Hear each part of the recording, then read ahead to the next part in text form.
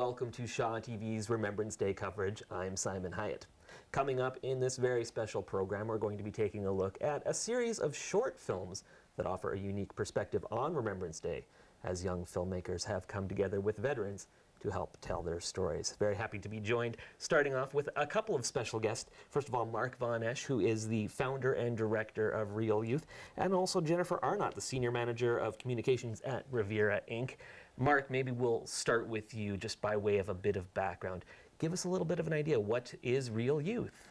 Real Youth is a charitable project of Tides Canada that uses filmmaking as a way to engage young people and their communities to produce media that is around social and environmental issues, having young people learn the technical skills, but also produce media that engages positive change.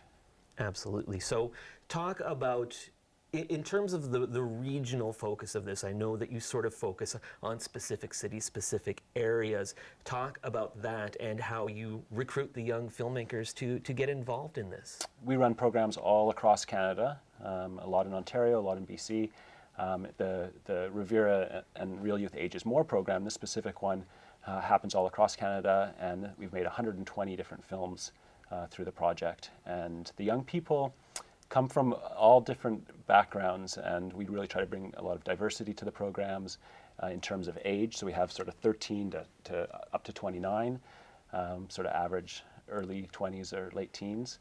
And they come to us through recommendations, through youth organizations that we connect with, or schools, or some people find us on social media, Facebook. And Jennifer, this partnership that you have with Real Youth there at Riviera, talk about, from your perspective, why is this something that's valuable in terms of bringing in these young filmmakers and introducing them to your residents, particularly in this case, the veterans? Yeah, thank you very much. I'm with Riviera, which is a senior living operator, so we have retirement communities across Saskatchewan and across Canada, actually. So bringing in youth is something that we just love to do. It's wonderful to have intergenerational connections, and with this program with Real Youth, it's a really special program because it helps us bring the youth and seniors together and bridge the stereotypes that often exist between those two groups. We have a program called Ages More, which is designed to combat ageism, because we've discovered through our research that it's one of the most, it's the most common form of prejudice, socially accepted prejudice in Canada. So that's why we partnered up with Real Youth to form out the Riviera and Real Youth Ages More film project. So it's just wonderful. We bring the youth in, they spend 2 weekends with the seniors, they get to know each other, they build great friendships out of this, and then they get wonderful films at the end, which we have a great gala celebration to showcase. And coming up just a little bit later in the show, we'll actually meet a couple of the participants, one veteran and one young filmmaker, so stay tuned for that. From your perspective with Riviera, Jennifer, what do the residents get out of this program? What do they take away from it at the end of the day? Well, I think it just helps them to feel much more valued and to realize the great life experience they have and how much they have to pass on to younger folks. And also, I think there's a recognition that younger folks maybe aren't that different than they are. I think on both sides, there's a recognition that people are people, and you just have to get to know someone. So it gives, I think, a bit of vitality. It brings some zest into the facility with, it creates a lot of commotion to have all these wonderful youth come in with Mark and his team. But also at the end of it, there's these wonderful short films that showcase the legacy of these seniors, that celebrate them living life to the fullest. And that's just a wonderful thing for the families to have as well. We bring them in for the gala celebration, and so many of them told us how meaningful it is to have this wonderful sort of a testament to their mom or dad.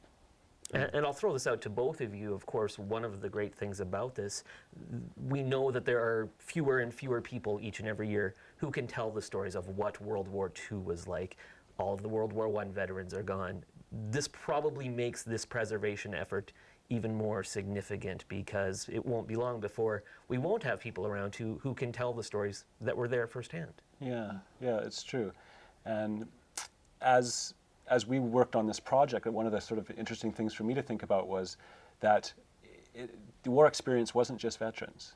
You know, we had a lot of men go off to war, and a lot of them didn't come back, but there were also parents and brothers and sisters and wives that stayed home. And I think a part of the war effort, what I learned is all the stuff that happened at home too, which made some up for some interesting stories. Absolutely. And same question to you, Jennifer, in terms of preserving that legacy, making sure these stories are told not just for today on this program on the internet, but into future years. That has to be important to your residents. Oh, absolutely, it's important. We think their life experience is so valuable, and the veterans have lived through a time that no one else has. Just the type of warfare they were in, and that type of time period of life was just, it's totally unique. It's really wonderful to have them spend time with the youth and share those stories, because I think the way society is today, we have a very Hollywood image of what war is like, and I know that especially in some of the past programs we've had the youth and the seniors together, the youth have sometimes thought, oh, it's kind of exciting to hear the stories about the Lancaster bombers, and it is fascinating, but I know some of the veterans have really made a point of saying, it was a really rough time, and we all went off thinking we might die, and it was just really poignant, I think, and really necessary for us to preserve those stories now more than ever. And it wasn't glamorous. No, It's no. something I think our society can be like, oh, war being this sort of glamorous thing of what Hollywood's done, and then you hear the true stories, and it's like, no, it's not glamorous. It was a hard thing for people to do, and hard for the people that went off and did the fighting, but also hard for the families that stayed at home. Yeah, and you often hear the youth say they didn't realize how brave these folks were to go off and do that. And the seniors will often say to the youth, oh, you're so technologically advanced and all this, but it's just that appreciation back and forth that I really find great with this program. Yeah, one of my favorite things is I think the young people and the older people, they sort of fall in love with each other. They come with some sort of expectations. This is what younger people are like, and this is what older people are like, and sort of opposite sides of the spectrum. And they come together and really fall in love with each other and discover that there's not as much difference as they thought. And I think the young people surprise the older people, and the older people surprise the younger people. So through this project, we've generated 10 movies locally. Mark, maybe I'll get you to talk, because obviously the focus of this is on preserving these stories, forming these bonds between the young people and the veterans. But there's also a certain amount of technical expertise that the youngsters get as well, because we all know anyone can now make some sort of film on their phone or whatnot. But there's a real art and skill to actual filmmaking, which I think is probably also important to the participants. Yeah, we want the young people to walk away from this program with the technical skills to be able to produce their own films after the program. We spend the first 2 days with just the young people, teaching them how to use the cameras, how to do interviews, how to engage with older people, and to tell a story that is going to connect with an audience beyond their immediate peer group. In society, I think it's one of the skills that employers are looking for, is to be able to tell a story and to be able to talk about what you're doing, and whether you're selling a product or you're talking about the business that you're working with. It's a valuable skill whether you're actually making a film. So the storytelling side of things is really important, but also a lot of the young people are thinking about pursuing a film career and learning how to do editing and learning how to use Final Cut Pro and how to use the cameras and get the white balance right and the exposure and make sure the sound is good. These are all things that are valuable skills that they can put on their resume as well. All very important things. Absolutely, I can tell Maybe you firsthand. Maybe they'll come and work for Shaw TV. Absolutely, yeah, they'll come and take my job. As I mentioned, 10 films came out of this. We are going to take a look at these films over the course of the next hour or so. So right now, why don't we take a look at our first batch of projects. Oh, my name is Grace. I'm 94 years old. I went to a high school in a very old town. Our park was about 5 miles round, and it had 5 lakes in it. And we used to go there and ride our bicycles and have picnics and swim in the lake. I was 17 when the war started. Where we lived was not a zone where they were expecting bombing to be done, so the children were not evacuated. And when it was a moonlight night, the planes came over, and when it got to our park with these 5 lakes in it, they'd see them in the moonlight, and then they'd know that way for one town, that way for another town. And if they hadn't dropped their bombs on the target, when they were flying home, they'd dropped them randomly. So that's how they got onto some of the areas where I lived, which was supposed to be a neutral area, but they dropped bombs on it just the same. I remember my sister and I were in our local church when the vicar announced that war had been declared. And so we realized that people were needed to study and get qualified as soon as possible and then get a job, because that so many of the men were called up. For me, I left school and started working in a chemical factory to analyze copper content in minerals that were going to be used to make bomb casings. So I did that for about a year and a half, and then realized that when I was 18, I wouldn't be able to move of my own volition. So I left to study education. As soon as you were qualified, you had to go and work. So I only did 2 years.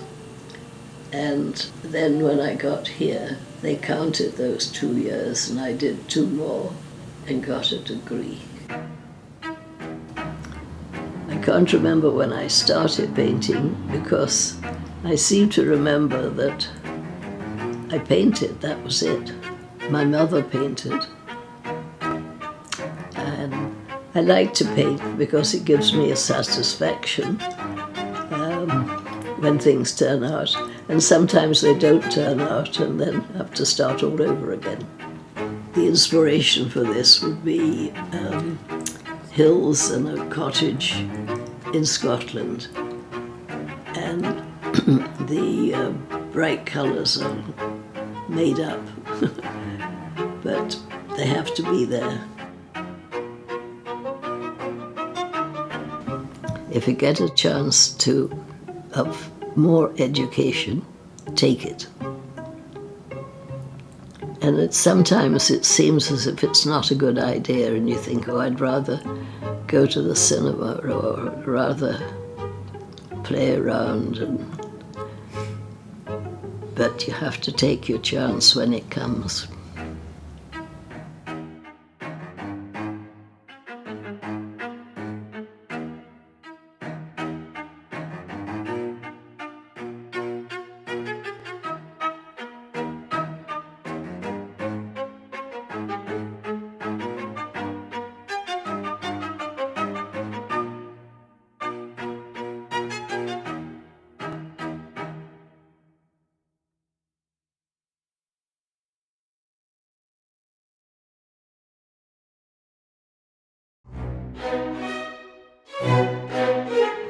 I'm Pat Thompson. When I was growing up, I thought it would be so interesting if someday I married a fellow whose last name started with T. My second name is Ann, so I'm Pat. Well, my mom was a nurse, and I had an aunt who was a nurse, and my godmother was a nurse. And I wasn't pushed or coaxed or anything. I just always knew that that's what I wanted to do, and it was the right career for me. One of the really sad things before I met Bobby was when I learned that he had lost his eldest brother. He just idolized that eldest brother. And our son Dick is named for the uncle he never knew. I've had a wonderful time with music. One of the things I was involved in was a group of 3 friends, and we called ourselves the Singing Mums, and we entertained quite a bit. And I compose. I've composed pieces for bells, handbells. Some of them have been used for the international symposia, and I went to England for one of the international symposiums. I just had to go to here people, a huge group of ringers playing together. That was a thrill. I grew up in a family where my mom and dad both loved music, and it was just natural for us to like music. And it was standard on Sunday evening. People would know that we were going to have a sing after supper, so we never knew who would come to to sing at our house, but my mom used to play, and then my sister, who was a marvelous musician, took over that job, and we just used to have a wonderful time.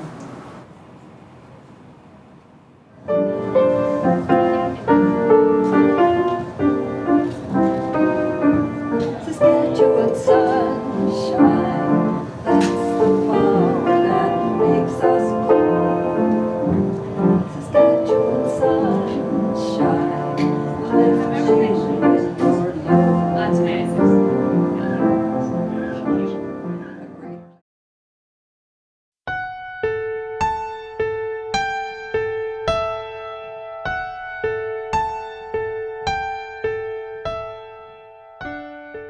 I'm Ed Stobie, and in my early life I lived in Borden, near Borden, Saskatchewan, on a farm.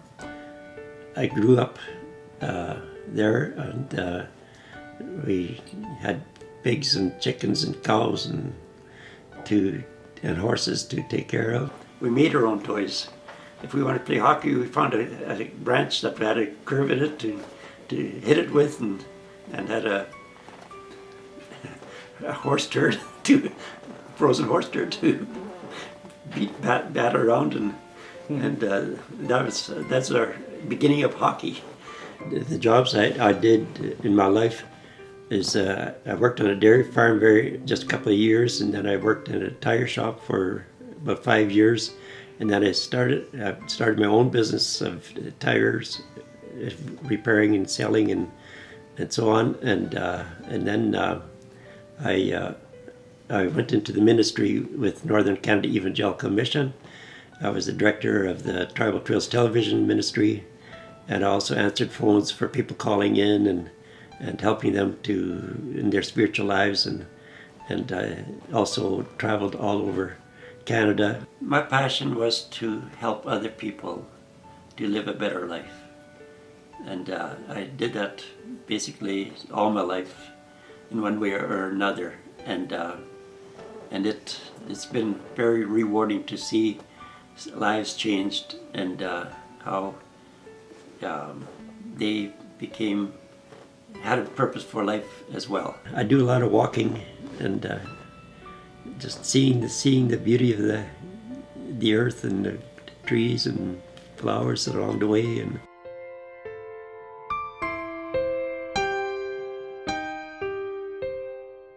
live a good life with good friends and clean friends, and sort out your friends. Make sure you have friends that will have high standards as well.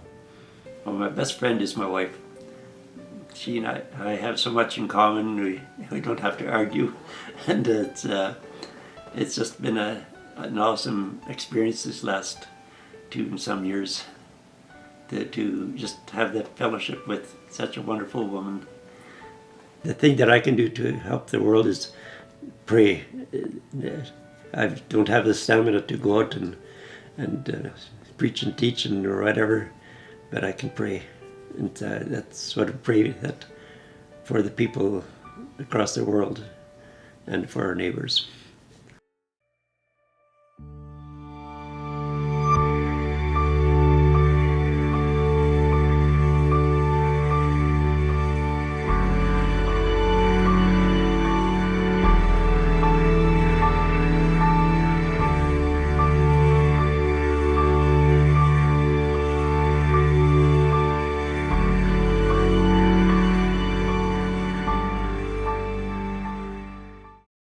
So throughout this special show, we've been taking a look at a series of short films that were generated through Real Youth's partnership with the Age is More program and Revera.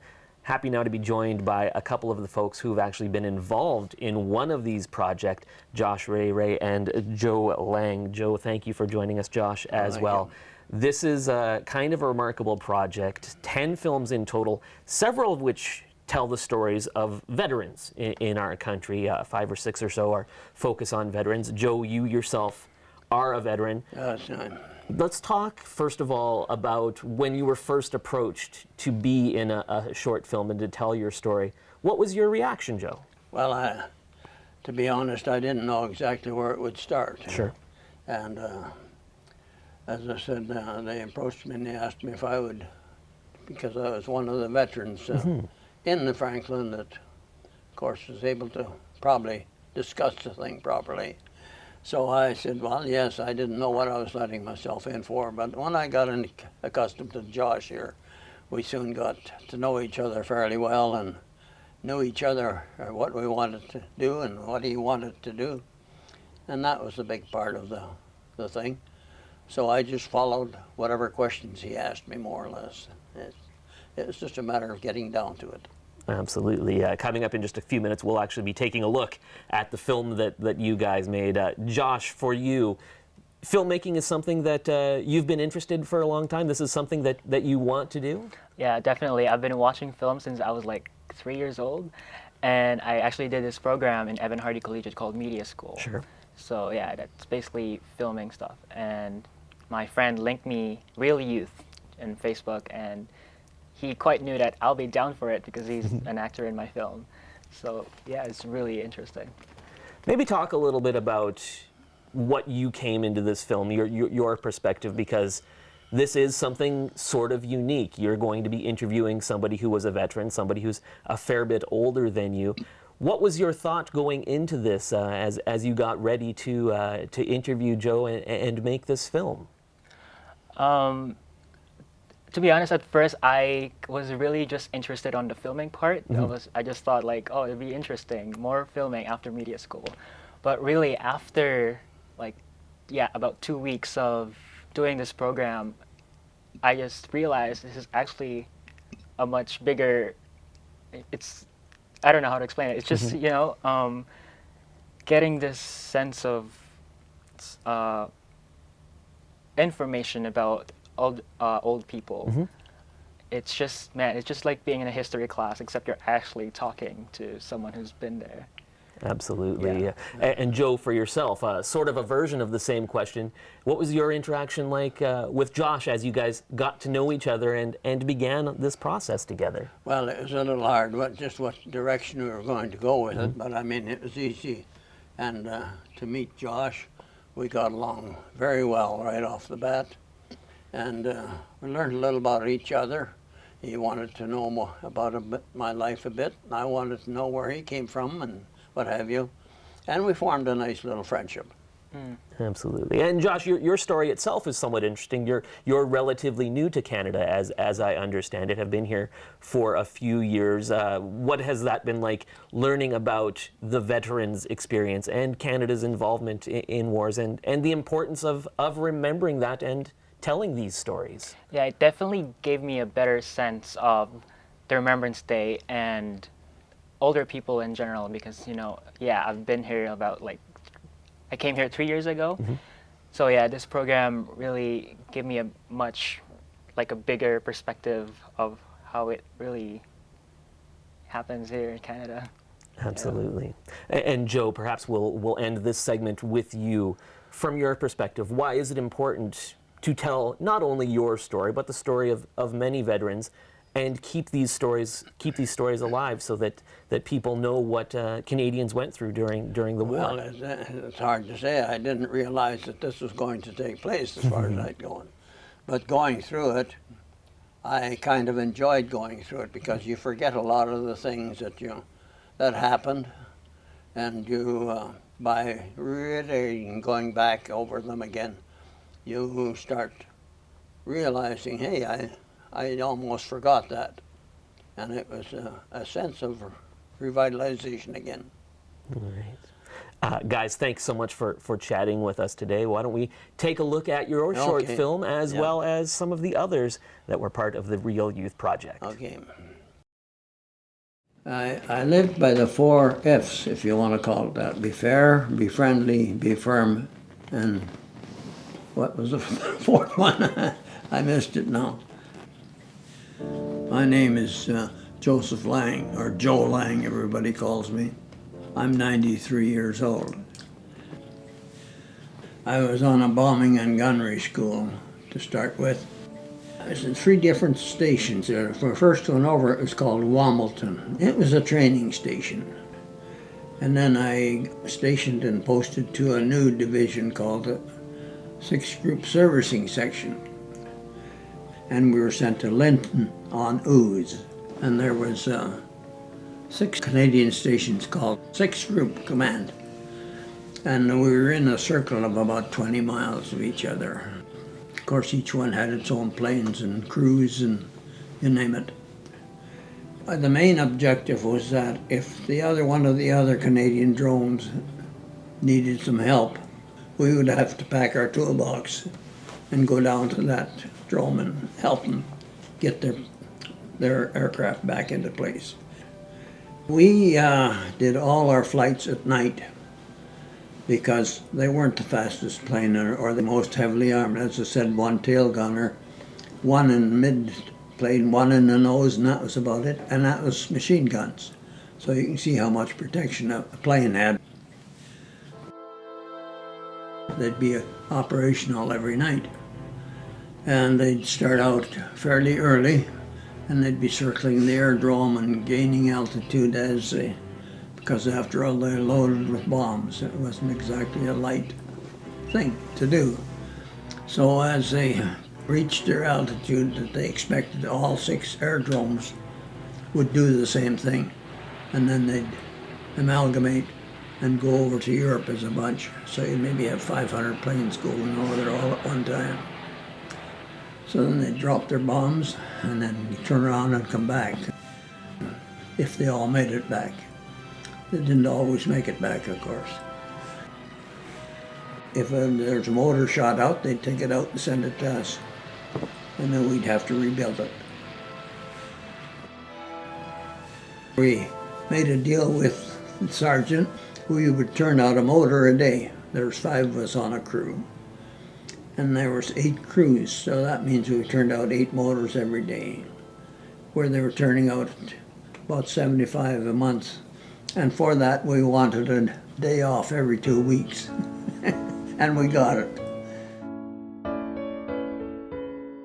Met my wife, actually, officially, after the war.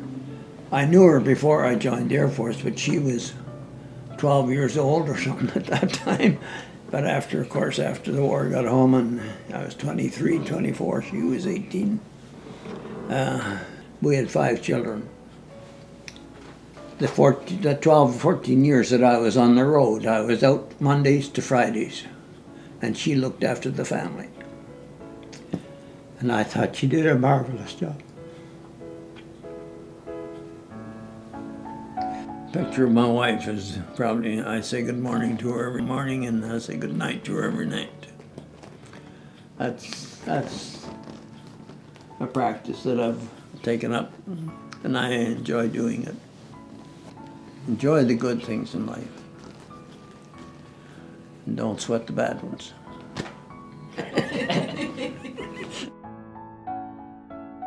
Be frank, be fair, be firm and friendly. And if you can live by those 4 principles, it's a good life. There you are.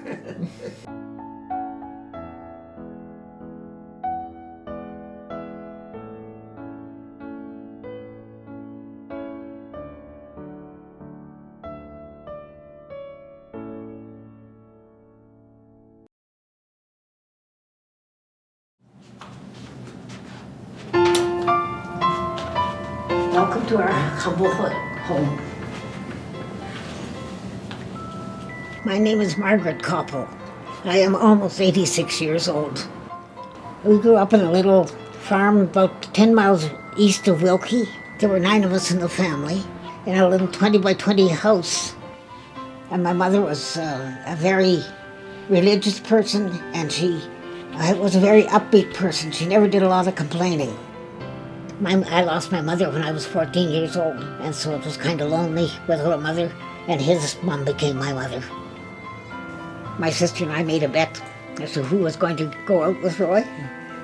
And after he stopped that night, and I woke Bernadette up, and I said, I won.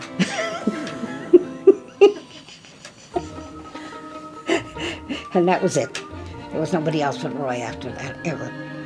He had dark curly hair and big brown eyes.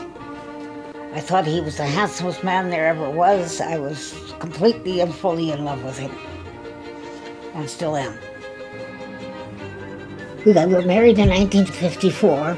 We lived on his farm with his mother and dad for the first 3 years. And in 1955, we had our first son. I had 10 kids in 15 years. If I'd known of some of the things they did when they were growing up, I'd have had gray hair long before I did. I'm very devoted to our mother, Mary, in the corner there. We go to church every Sunday and say the rosary every day and read the Bible every day. I took a job teaching a handicapped child. Most rewarding years of my life was teaching him. I think I learned more from him than he learned from me. He was 7 years old. You even had to teach him to jump. He could sing, he could say poetry, but he couldn't say a full sentence. He taught me so much about kids. If I'd had as much patience raising my kids as I did with Leslie, they'd all be saints. Perfect day for me is, it used to be when the family was coming for a meal, and I could get a big fancy meal done up and everything, and have all the kids around and all the grandkids around. I think it still is when we all get together. I think that is just a perfect day. And when the kids get together and they make you feel as if you've done the best job in the world, you don't know how humble that makes me feel.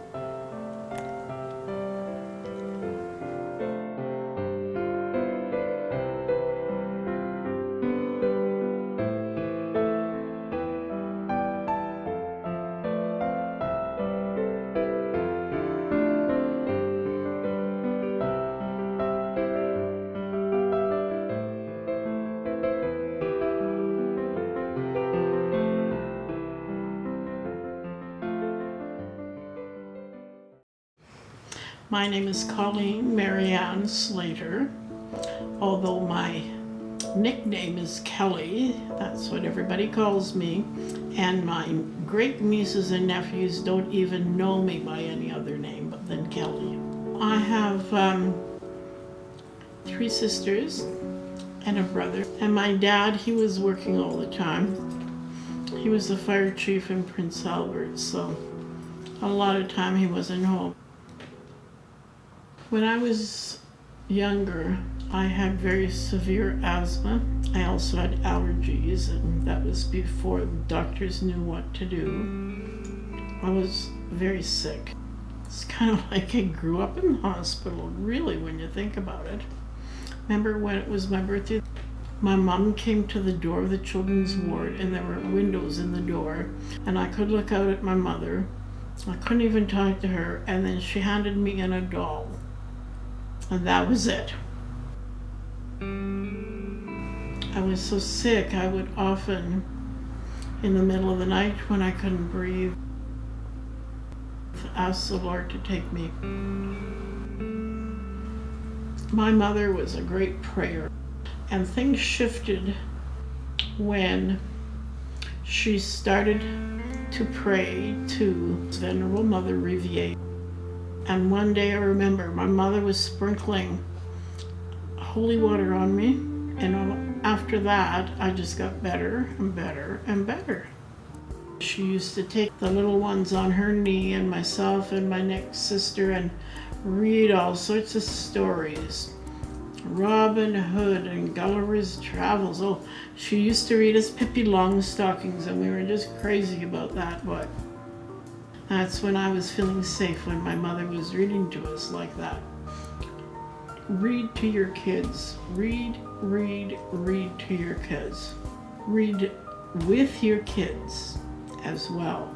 And read yourself so they can see the example.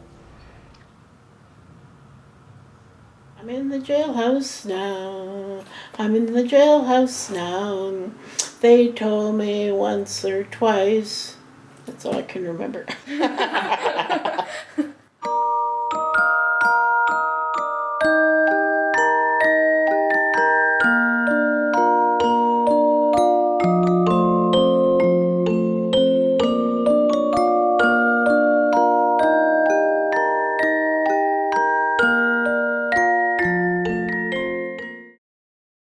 Well, we hope you've enjoyed this look at these short films that have been generated.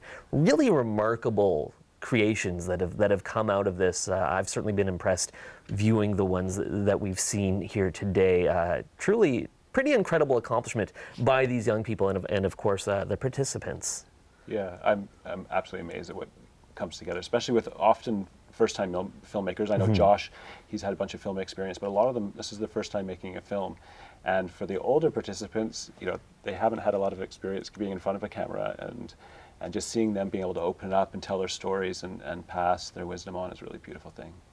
Now we know not everyone may have tuned in from the beginning. They may have stumbled upon this in the middle. Where is the best place to go to maybe see these short films, not only from Saskatoon and area, but also I know there's ones that have been generated right across the country. Yes, there's 120 films now right across the country at Rivera Residences, including the 10 that were at the Franklin, and they're available at agesmore.com. Perfect. And if someone wants some more information about maybe getting involved in this in the future, what's the best way to do that? Well, Real Youth has a Facebook page. That's where they do a lot of their recruiting from, and so that would probably be the best way to reach you, right, Mark? Yeah, through our Facebook page. And if people are interested, one of the themes that we've done, because we've done 120 films, is we've worked with Revere and pulled together some of the films that are with veterans and made a website that we're launching on Remembrance Day. So you can check out revereliving.com, and there's a link to a trailer that sort of tells the story of a bunch of the veterans and links to some of the specific films. Perfect. It's impressive work, as I say, and it's also really important work. So Mark and Jennifer, thank you so much for coming on today, as well as to our other guests, Joe and Josh, for coming on and sharing their work with us. Thank you for joining us on this Remembrance Day. I'm Simon Hyatt.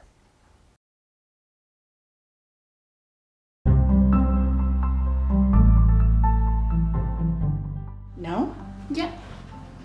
Has that been recorded? Yeah. Okay, my name is Marlene Sawchuk. I'm 79 years old. I was born in a small town east of here. My friends would probably describe me as optimistic, fun sometimes, love to laugh, and love to talk. I lived on a farm for my first 8 years, then we moved to Clare, and my parents had a store, a general store, and I lived there until I came to Saskatoon to Teachers College in 1954. I taught for 3 years, and then because I had kids, I got part-time jobs, and I've done everything from waitressing to gift wrapping to being a jail guard. So I've done a little bit of everything. When we grew up in a small town, you weren't on the go all the time. You stayed and did things in that small town. We didn't have the money people have today, but we didn't want for the same things either. If you had, hey, just a little furniture, that was good enough. Whereas now everybody wants the best fridge, the best car, the best everything, eh? And I think it makes it very hard to enjoy life. The war years, I remember the music very much, all the songs. I remember when the war ended and it was a big celebration. And I don't think I realized that these people were fighting for us, you know, so we wouldn't, yeah, I didn't realize the bad things of the war. I had an uncle who was in the Navy, and when he would come home in uniform, he'd come with gifts from Fiji Island, like grass skirts and beads. So as a kid, you didn't realize how bad the war was, eh? Although in the small town I was in, there probably was a dozen men that didn't come back. And you knew about it, but it didn't affect you a lot because it wasn't your relatives. It wasn't till later you realized how much people had given up to go and fight for us. Young people maybe think old people don't do much or enjoy life, but just because you've slowed down doesn't mean you don't enjoy life. I still love reading. I love dining with friends in restaurants. I love going on my scooter all around town and up to see my husband. So I think young people don't realize we live a full life. So that's what I think. I tried to be a good person. Honesty meant a lot to me. I enjoyed the grandchildren and great-grandchildren, and I'm sure I would enjoy the future generations also. Try to do and work with things that make you happy. Also, look at the bright side of things instead of the downside. I hope you all have a happy, happy life. Oh God, Dakota. Oh, I guess my theme is happiness. Yes, totally.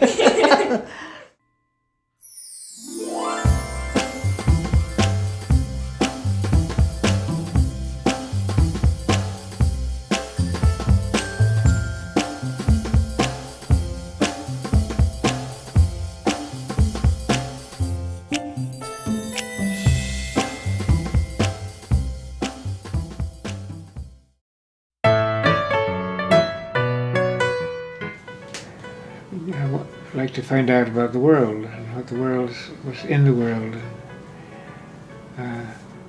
how things differ from each other. I love things like that. My name is T.Y. Henderson.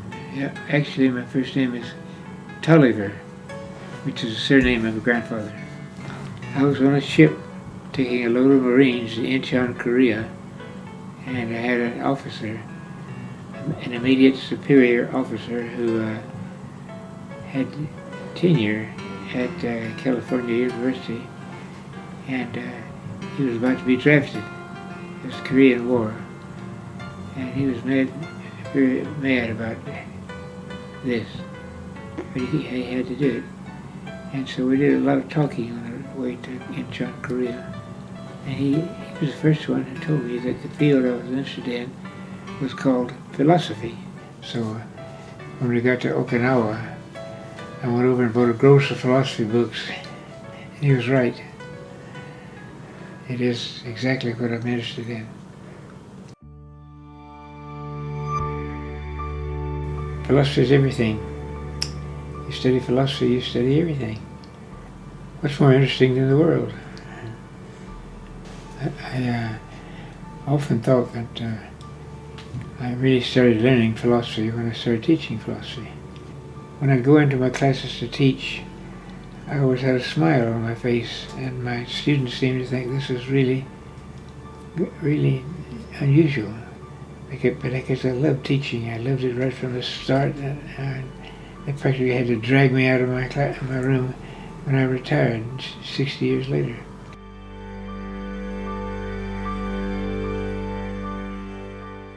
I was teaching a 10-year job at Saskatoon, University of Saskatchewan, and my wife got a job here too. So we started dating, and I finally talked her into marrying me. My life has been a great life because the kind of stuff I'm interested in, a lot of people would consider boring, but I don't. I'm finding out about the world.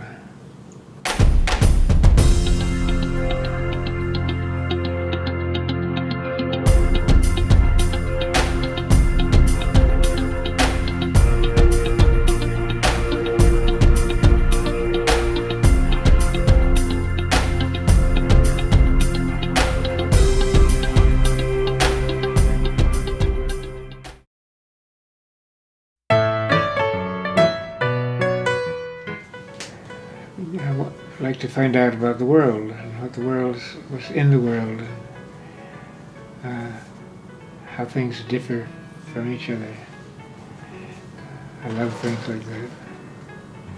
My name is T.Y. Henderson.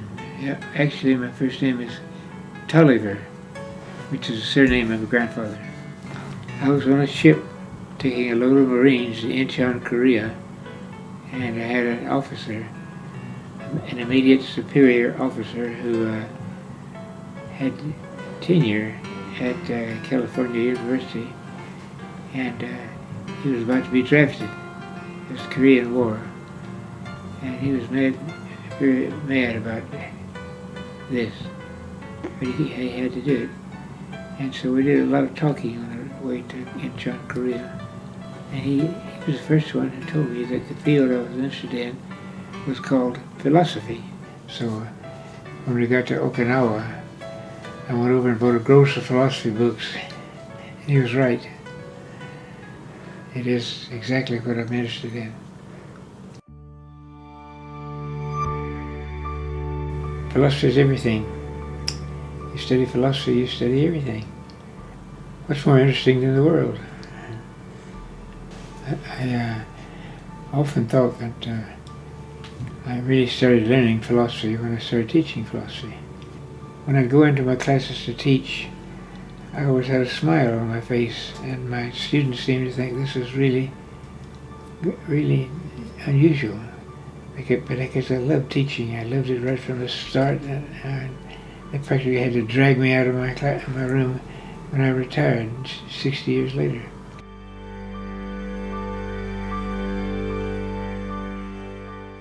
I was teaching a 10-year job at Saskatoon, University of Saskatchewan, and my wife got a job here too. So we started dating, and I finally talked her into marrying me.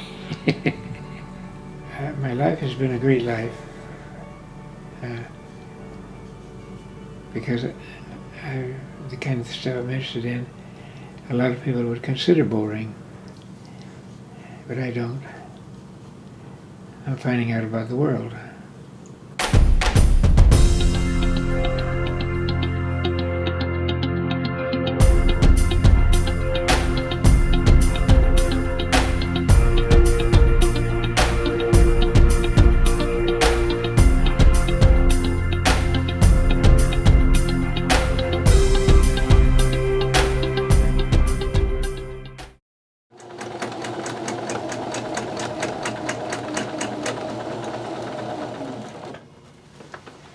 My name is Florence Tatro. I'll be 103 on November the 21st. My friends would describe me as compatible and interested in anything and everything that goes around. My parents were hard workers and farmers. My mom was a genius, because she couldn't read or write, but she could do anything. She could sew, she could cook, she could do anything and everything. My father was killed by lightning in Nakim, and then 10 years later, my mother died. So we were all orphans. It was an interesting life. When you had something to do, you did it.